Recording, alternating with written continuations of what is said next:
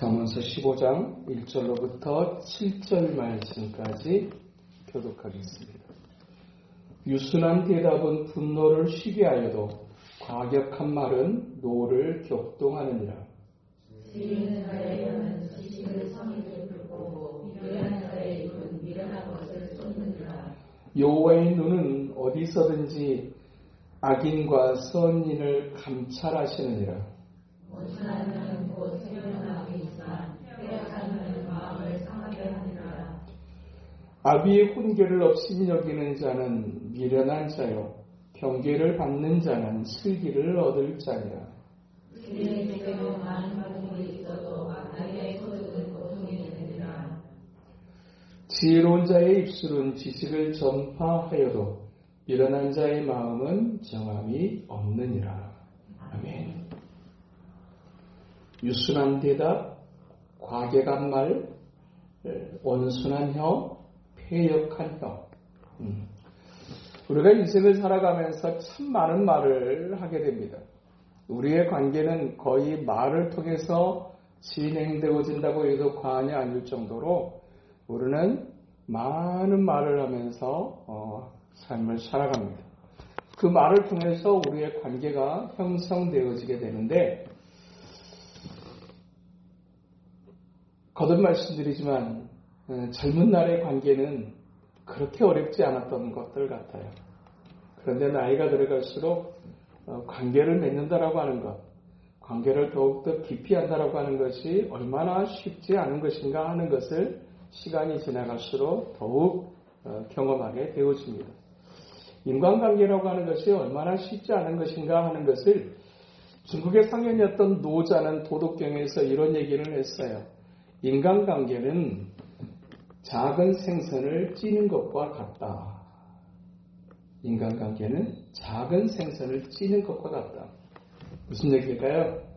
생선을 찌는데 큰 생선은 뒤집기도 쉽고 뒤집어도 그렇게 쉽게 흐트러지지 않는데, 작은 고기는 살도 부드럽고 뼈도 약해서 한번 뒤집어다 잘못 뒤집게 되게 되면 그렇게 망가져버리는 것처럼 인간관계는 그렇게 작은 생선을 찌는 것처럼 그렇게 조심하지 않으면 쉽게 부서지고 쉽게 망가질 수 있는 것, 그게 인간관계다라고 그렇게 노자는 얘기한 바가 있습니다. 말 한마디 잘못해가지고 그 말 한마디 때문에 평생을 고통하는 사람이 있는가 하면 그 말 한마디가 살아나게 하는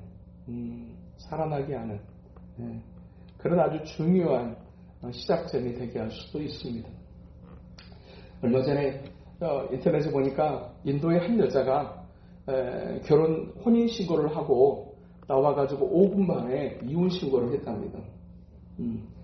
혼인신고하고 나서 5분 만에 이혼신고를 해버린 이유가 뭐였을까 궁금해가지고 타이틀이 그렇게 써졌더라고요.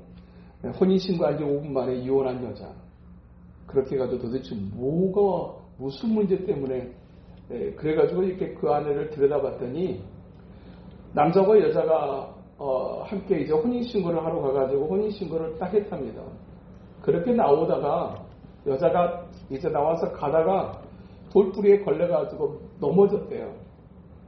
넘어졌는데 그 옆에 있던 같이 혼인신고했던 그 남편 된 사람이 딱 한마디를 했대요. 멍청아. 그 한마디를 듣고 그 여자가 다시 돌아가가지고 이혼신고를 했대요. 그 여인의 이야기인즉슨 이렇습니다. 이 일 하나에 이 사람의 행동, 이 사람의 말을 보면 이 사람은 내가 평생을 함께한 사람인데 이렇게 말하는 사람과 내가 절대로 행복할 수 없을 거라는 확신이 들었기 때문에 문화부 장관을 지내고 또 이제 교수로서의 또 신실한 신앙인으로서 삶을 살았던 이호림 교수가 그런 얘기를 했습니다. 그 사람의 배움은 학력이나 그 사람의 스펙에 의해서 결정되어지는 것이 절대 아니라 그 사람의 진정한 인격은 그 그 사람의 태도와 말에 의해서 결정된다라고 그랬어요.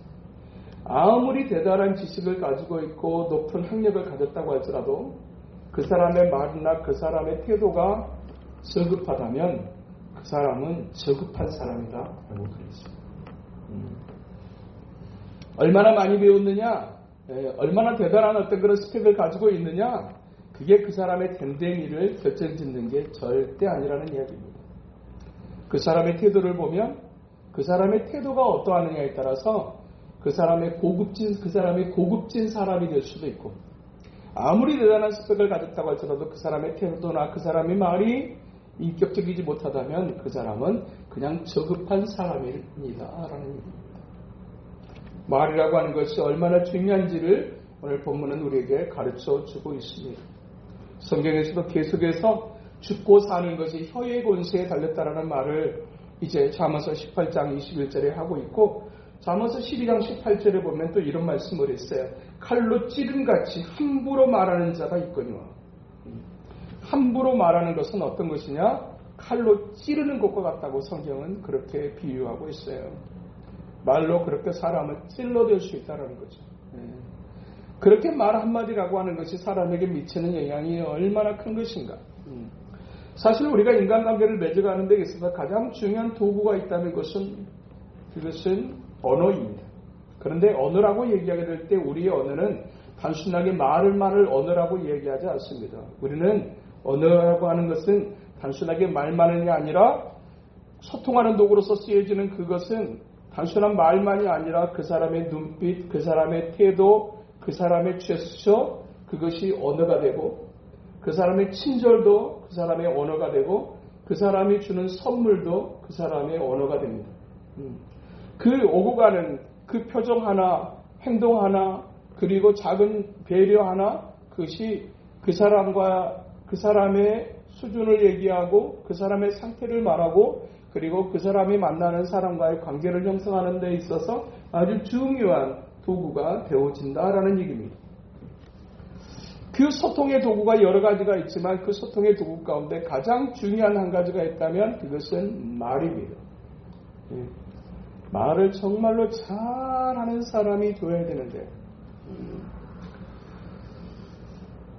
말을 정말 잘하는 사람이래. 이 시대에는 말을 많이 하는 사람은 많은데 말을 정말 잘하는 사람은 많지 않습니다. 말을 얼마나 많이 하고 삽니까? 여자 같은 경우에는 2만 마디의 말을 하루에 하면서 산다고 하니까 얼마나 많은 말을 하면서 우리가 살아가는지 우리가 볼 수 있어요. 중요한 것은 내가 하는 말을 그렇게 말이 없이 살 수는 없지만 우리가 정말로 건강한 관계를 유지하기 위해서 우리가 꼭 기억해야 될 한 가지, 말이 얼마나 중요한가라고 하는 것입니다. 말이 진짜로 중요하다. 상대방을 따뜻하게 만들 수도 있고 차갑게 만들 수도 있고, 말 한마디가 상대방에게 말할 수 없는 감동과 위로를 줄 수도 있는가 하면 있던 은혜마저도 빼앗아 버릴 정도로 칼로 찌르는 그와 같은 말도 있을 수 있다. 나는 어떤 말을 하면서 살아가는 사람인가 라고 하게 될 때, 말이 가지는 그 위치라고 하는 것이 중요성이 얼마나 큰 것인가 하는 것을 이렇게 표현하기도 합니다. 말은 그 사람이다. 말은 그 사람이다. 이효린 교수가 했던 얘기와 비슷한 맥락입니다. 그 사람의 태도, 그 사람의 말하는 것은 그 사람의 수준이고 그 사람의 상태다라는 얘기입니다. 그 사람의 얘기를 들어보면 그 사람이 진짜 정말 제대로 배운 사람이구나. 저 사람이 진짜 스펙이 대단할지 모르지만 저 사람은 진짜 형편없는 사람이구나. 진짜 못 배운 사람이구나 라고 하는 것을 말을 통해서 볼 수 있다라는 얘기입니다. 말은 소통의 도구이지만 그 소통을 통해서 우리가 어떤 관계 속에서 더 행복함으로 나아갈 수도 있고 불행함으로 나아갈 수도 있어요. 소통한다라고 얘기할 때 그것을 우리가 영어적 표현으로 커뮤니케이션이라고 얘기합니다. 이 커뮤니케이션이라고 하는 이 단어의 어원이 있는데 그 단어의 어원이 짐을 나누다라는 뜻을 가지고 있답니다. 소통한다라는 것은 무슨 얘기냐? 우리가 인생을 살아가면서 혼자 살 수도 있지만 혼자 살면서 건강하기라고 하는 것은 절대로 불가능합니다. 아주 특이하고 아주 특별한 사람들, 정상적인 소통의 관계가 불가능한 사람들은 혼자 살 수 있어요. 그 소통에서도 막혀버린 사람들은 그냥 집안에 그냥 콕 밖에서 살거나 아니면 산으로 들어가거나.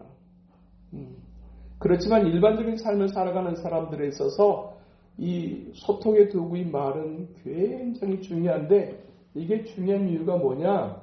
말을 통해서 우리가 소통을 하는데 그 말을 통해서 우리가 짐을 나눌 수도 있고 짐을 지울 수도 있기 때문에 그렇습니다. 건강한 커뮤니케이션은 짐을 나누는 일을 한다라는 얘기입니다. 인생을 살아가면서 저마다의 짐을 지고 살아갑니다. 때로는 그 짐이 참 버겁기까지 할 때가 있습니다.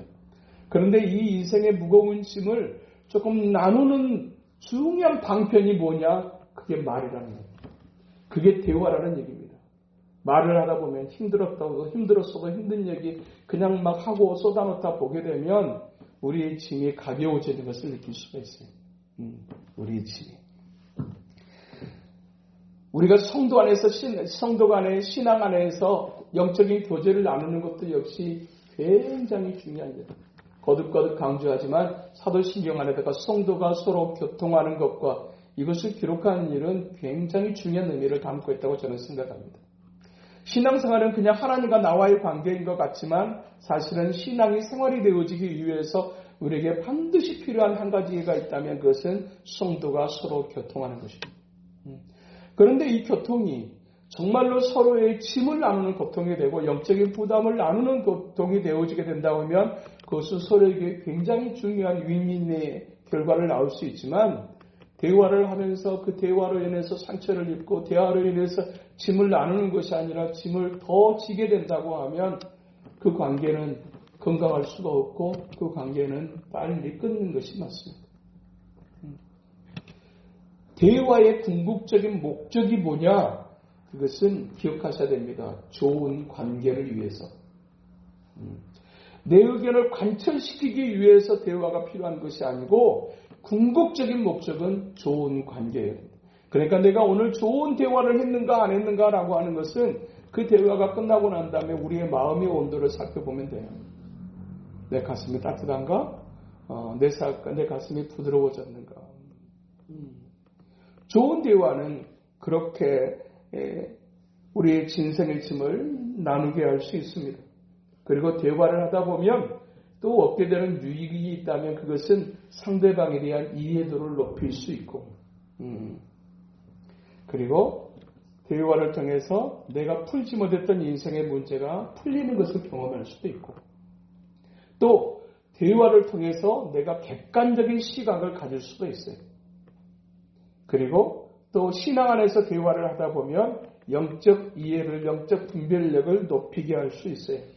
하나님이 기뻐하시는 영적인 안목을 갖게 하는 데 있어서도 영적인 대화, 성도의 교제는 굉장히 중요한 의미를 담고 있는 것입니다. 그래서 단순하게 그냥 우리가 셀 모임을 모이고 그냥 식사하면서 모이고 하는 것 같지만 그 안에 담겨져 있는, 그 식사를 하면서 잠깐의 모임을 하면서 갖게 되는 그 안에 있는 그 의미가 굉장히 큰 것인 것을 우리가 알아야 돼요. 단순히 아이고 오늘 또 모인다 이게 아니고 그 모임이 갖는 영적인 의미와 또 중요성에 대해서 인식이 우리에게 필요하다는 얘기입니다. 좋은 대화를 하고 영적인 이야기를 하게 되게 되면 우리 안에 있는 영적인 문제가 풀어지고 영적인 짐이 가벼워지고 때로는 인생의 짐도 나뉘는 가볍게 되어지는 역할을 하게 하니 우리의 성도의 교통이, 그리고 우리가 가지는 작은 모임들이 굉장히 중요한 의미가 있습니다. 밥 못 먹어가지고 모여서 식사하겠습니까? 시간이 많아가지고 모여가지고 또 셀 모임 하겠습니까? 그렇지 않거든요. 궁극적인 목적은 사실 그 시간들을 통해서 우리가 서로에 대한 이해를 높이고 그리고 서로의 관계를 또 서로에 대한 이해도를 높이게 하는데 가장 중요한 역할, 내가 보지 못했던 것들을 보게 하기도 하는 것, 그것이 대화가 가지는 가장 중요한 경험이고, 무엇보다도 대화를 통해서 치유를 경험할 수도 있어요. 치유를 경험할 수 있어요. 또한 우리가 대화를 중요한 이유, 대화를 잘 하게 되게 되면 내 안에 있는 자존감이 회복될 수 있어요. 우리가 사실 언제 대화가 우리가 자존감이 떨어지냐면요.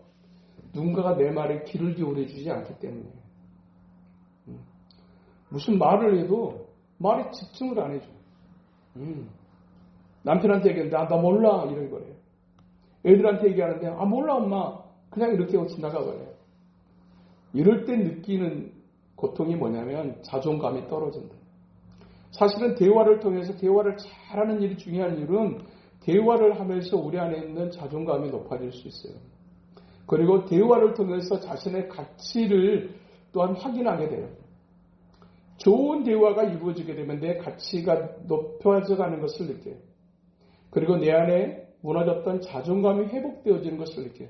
우리가 다음 주에 이제 경청이라고 하는 주제로 함께 또한 이제 살피게 될 것인데, 이 대화를, 좋은 대화를 나누는 것.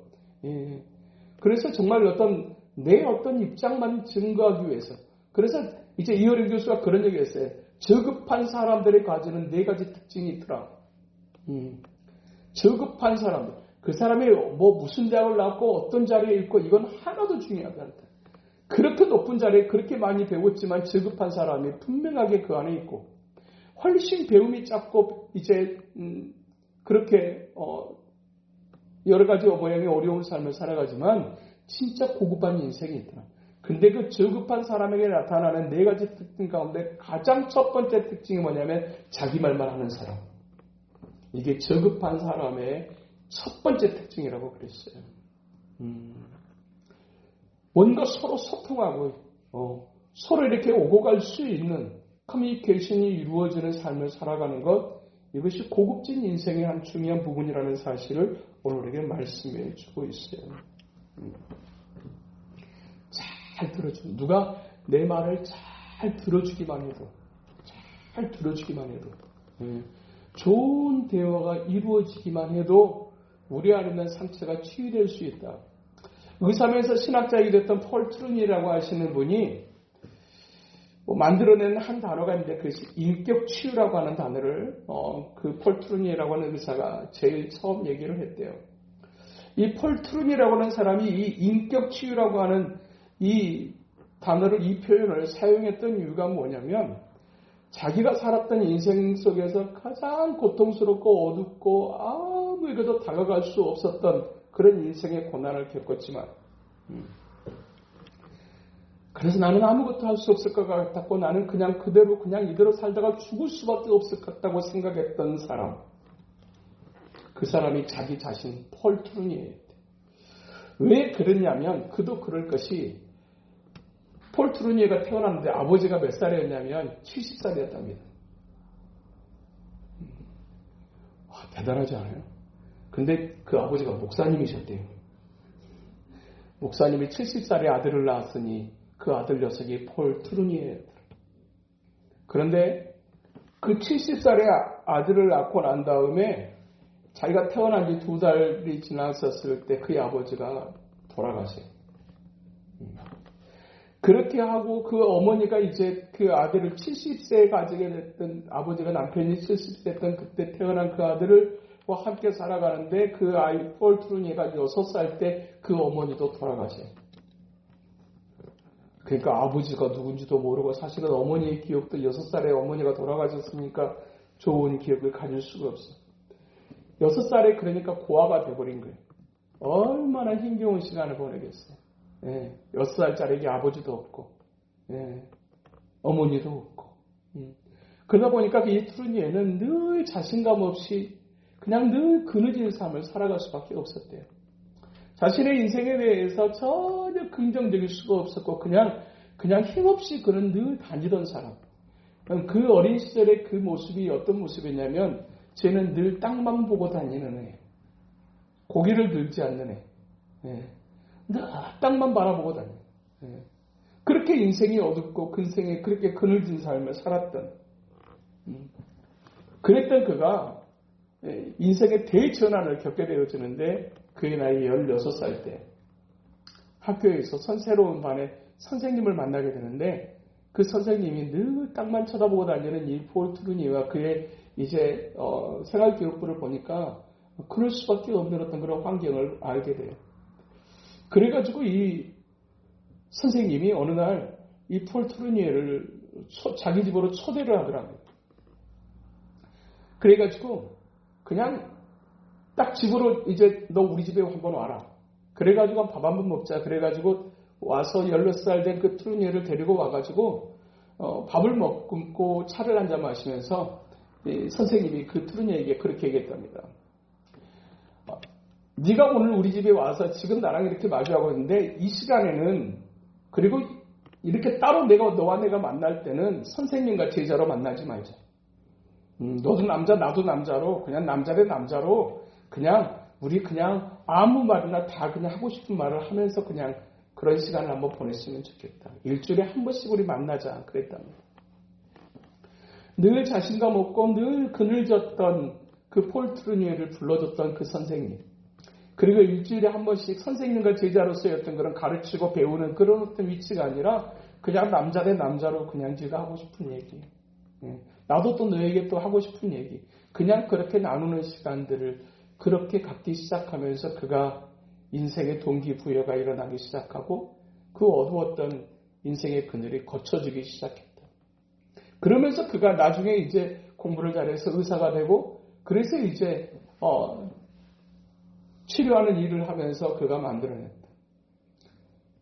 수없이 많은 상처를 가지며 살아가는 인생 속에서 우리가 좋은 대화를 나눌 수만 있어도 한 사람의 인생이 이렇게 바뀌어질 수 있다는 사실을 스스로 체험하고 그래서 이제 만들어낸 대화가 인격치유. 그러면서 하나님과의 관계성 속에서도 그가 경험했던 하나님은 자기의 말에 귀를 기울여 주시는 하나님. 귀를 기울여 주시는. 내가 만난 하나님은 어떤 하나님인가? 내가 하나님 앞에 말하게 될 때 내 말에 귀를 기울여 주시는 하나님.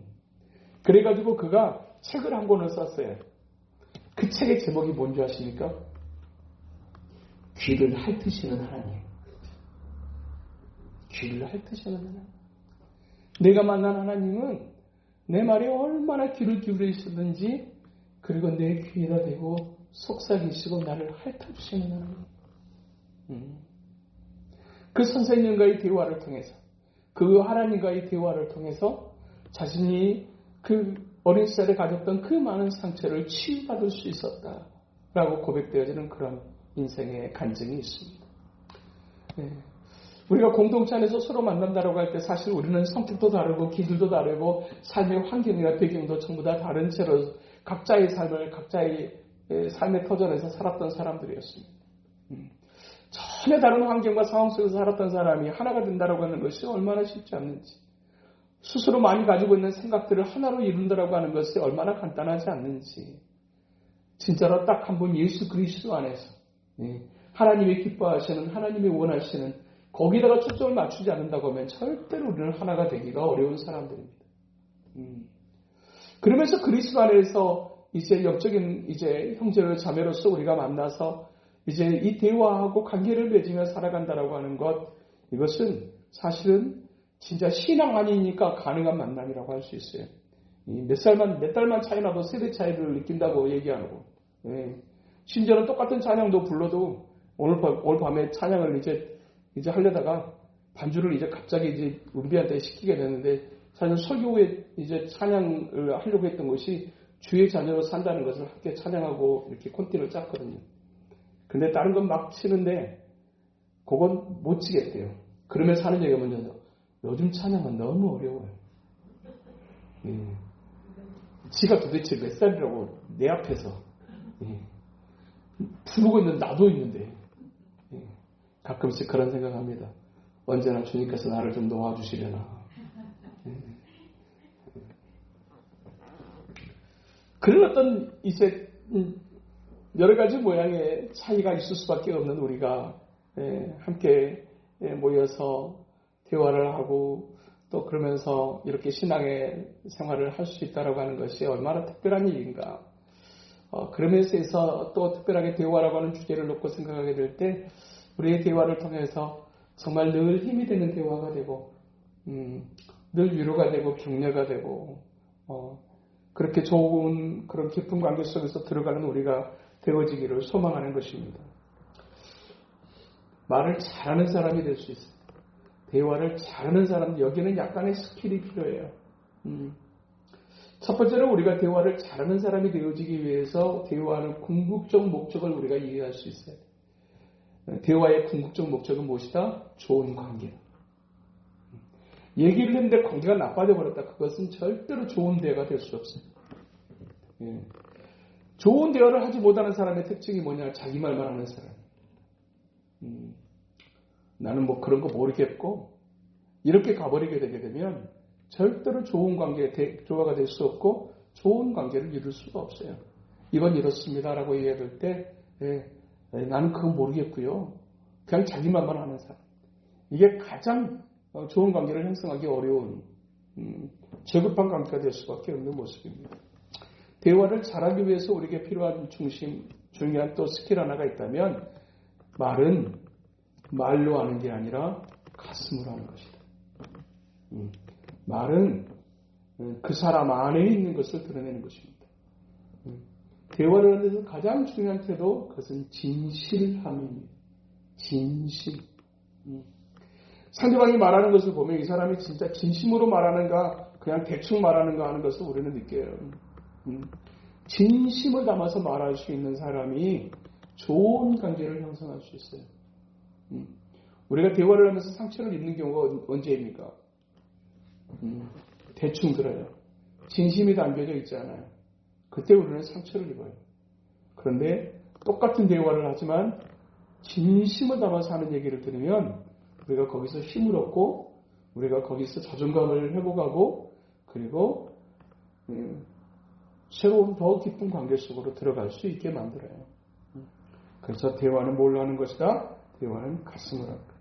그래서 마르틴 루터 킹 목사님이 그런 얘기했어요. 나는 가슴으로 말을 합니다. 그래서 얼마나 진심을 담아서 말을 할 수 있느냐 이것이 좋은 관계를 형성하는 데 있어서 아주 중요한 스킬인 것을 오늘 우리에게 말씀하세요. 좋은 대화를 하기 위해서 필요한 또 한 가지의 태도가 하나가 있는데 그것은 상대방을 존중할 수 있어야 합니다. 아무리 이런저런 맞는 얘기라도 우리가 그 사람과의 대화 속에서 존중을 느낄 수 없다면 그 관계는 깨어지기가 수밖에 없습니다. 존중을 담을 수 있어요. 가장 중요한 것은 얼마나 대단한 어떤 그런 이론을 가지고 있느냐, 지식을 가지고 있느냐가 중요한 게 아니라 진심과 존중이 필요해요. 그러면 좋은 관계가 이루어질 수 있어요. 근데 존중을 느낄 수 없다. 그러면 절대로 좋은 관계 속으로 들어갈 수가 없습니다. 마지막으로 말을 잘하는 것도 역시 배워야 돼요. 훈련이 필요해요. 훈련이 필요해요. 나이가 먹었어도 아니 나이가 먹어갈수록 말을 잘하는 사람이 돼요. 동의하십니까?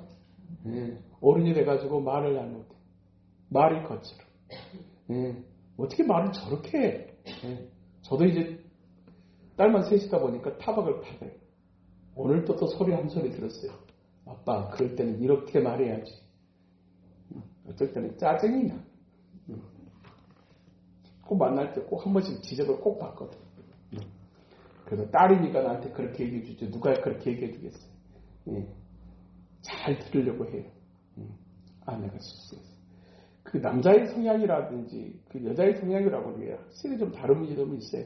남자들끼리는 아무렇지도 않는 말이 이성으로 이제 대화하게 되게 되면 조심해야 되는 부분이 또 있고요. 또 대화하는 어떤 위치에 따라서 또 얘기하는 그 힘이 또 다를 수 있어요. 그래서 특히 진짜로 정말 잘 못하고 정말 좀 힘들고 하는데 그것 중에 하나가 제가 이 목사라고 하는 이치가 참 힘이 듭니다. 정말 편한 관계를 저도 원하고 그냥 쉽게 그냥 이렇게 얘기하는 어떤 그런 관계이기를 원하는데 그럼에도 불구하고 제가 가끔씩은 놀랄 때가 있어요. 나는 그냥 아무렇지도 않게 생각하면서 말했던 것인데 저렇게 들었구나. 그러니까 함부로 말해요. 이거 진짜 좋네요. 라고 하면 갖고 싶네요. 라고 들을 수도 있어요. 신발 가가지고 좋은 거 봐도 그냥 진짜 좋은데 이렇게 얘기하면 조심해야 되겠다. 갖고 싶네요. 이렇게 할 수 있어요. 그래서 참 어려워요. 말을 잘하는 법을 배워야 돼. 말을 잘. 그래서 이제 어떤 책에 보니까 감동의 언어를 배우십시오. 얘기하면서 이제 나이가 먹을수록 이런 생각을 해야 되는데 이 말이 정말 상대방을 감동시킬 수 있나? 이 말을 좀 더 감동 있게 하는 방법이 뭘까를 생각하여 주십시오. 있던 감동도 사라져버리게 만들지 말고 감동, 목사님 감동이에요. 집사님 감동이에요. 경우에 합당한 말이 얼마나 중요한지, 때에 맞는 말이 얼마나 또 중요한지. 그러니까 말이지만 다 말이 아닌 거죠. 경우에 합당한 말, 때에 합당한 말. 그러니까 해야 될 때 잘 말할 줄 아는 사람. 그것이 얼마나 중요한지를 잠언서 25장 11절에 보니까 경우에 합당한 말은 아우르새긴 음쟁반의 금사관이라 그랬어요. 아우르새긴 은쟁반의 금사과와 같은 것. 이게 말을 잘하면 그 사람이 얼마나 귀한 사람이 될 수 있어요. 한 주간을 시작하면서 우리가 해야 될 것이 많아. 이 한 주간은, 남은 삶도 그래야 되지만, 이 한 주간은 내가 진짜 누군가를 감동시키는 말을 하는 한 주간이 되게 해주십시오. 하루를 살면서 누군가를 감동시키는 말을 하는 사람이 되게 해주십시오. 하루를 시작할 때, 한 주를 시작할 때, 그렇게 날마다의 삶 속에서, 진짜 저 사람하고 이야기하면 너무 기분이 좋아져. 그래서 누군가를 웃음 짓게 하는 저와 여러분 될 수 있게 되기를, 그리고 우리 교회 될 수 있게 되기를 주님의 이름으로 축복합니다. 하나님 아버지 감사합니다. 말 한마디가 얼마나 중요한지를 우리 격언회를 통해서도 보고 하나님의 말씀을 통해서도 봤습니다. 하나님 정말 말을 잘하는 사람이 되기를 힘쓰라고 오늘도록 우리를 격려하시고 교훈하시는 하나님, 오늘 또 주시는 말씀을 깊이 새기고 또 하루를 시작할 때마다 오늘 또 내가 말을 잘할 줄 아는 사람이 되게 해주십시오. 내가 정말 누군가를 감동하게 하는 그와 같은 말을 하는 우리 되게 하여 주시옵소서. 기도하고 또 그렇게 힘쓰며 나아가는 우리 되게 하여 주시옵소서. 우리 교회에 되게 하여 주시옵소서. 예수님 이름으로 기도합니다.